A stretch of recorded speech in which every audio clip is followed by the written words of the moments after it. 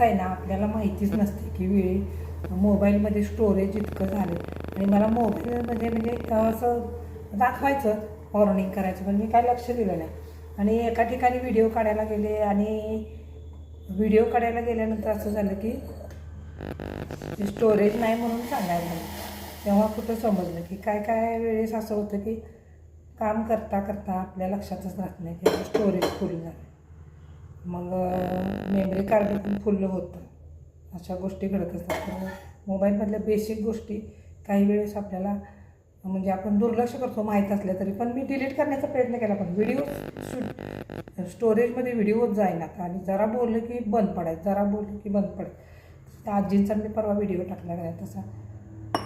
तर आमच्या आता नंदूबाई आलेत, माऊस नंदूबाई आहेत, तर त्यांना बोलवलं एका दिवसासाठी. ते आलं, जरासं त्यांच्यासोबत गप्पा मारत म्हटलं पाठीमागं चूल पेटवून मस्तपैकी 2-3 कणसं रसरसलेल्या ह्याच्यावरती भाजायची, मस्त खमंग भाकरी करायची.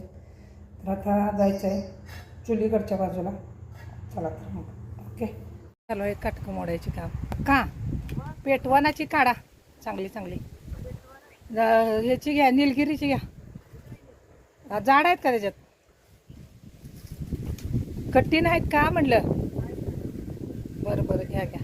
हे जरा कणसं का भाजायला चुलीत.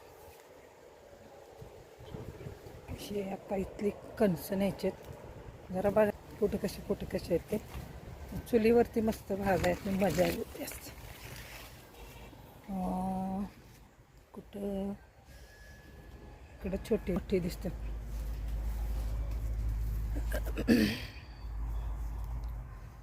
ठीक आहे, इथं दिसतात 4.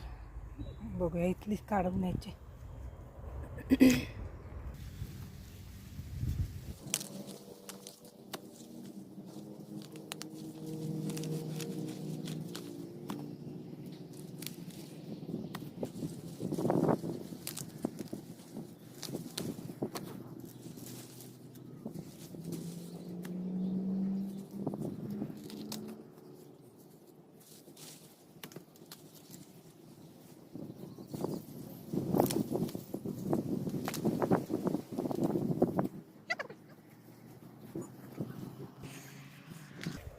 ही कणसं मी घेतली तेवढी. तिकडं अक्का पण काढायला लागल्यात. इथं पण मी काढलीत बघा अक्का. हे बघा इथं पण आहेत, इथं पण आहेत. 5-7 काढलेत मी.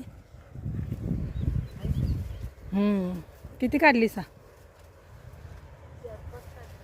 बास झाली. इथं पण आहेत. चुलीवर जरा भाजूया, जरा भाजून जरा चटणी लिंबू मीठ बीठ लावून खायची मस्तपैकी. चुलीवर भाजलेल्या कणसांची टेस्टच वेगळी असते. त्या कणसाला आपण विकत घ्यायला गेलं तर 30 रुपये 40 रुपये इतकी महाग. मोठं असलं तर 40 रुपये.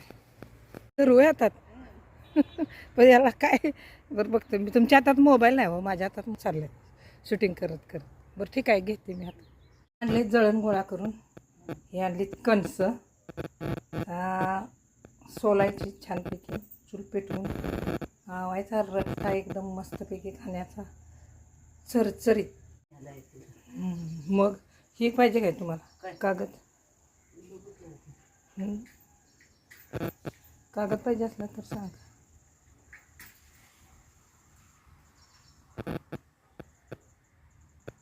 पेटते वाटतं लगेच. काटकं जरा घालायची.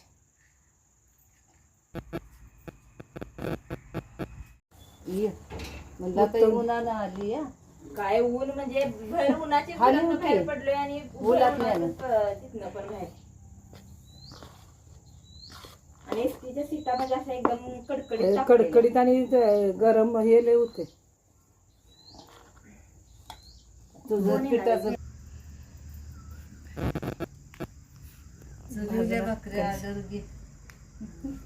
ॲलर्जी हे म्हणून टाकते. चुलीवरच्या भाकरी पाहिजेतच.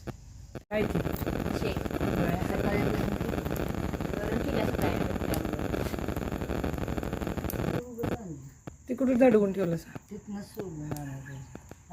कणीस.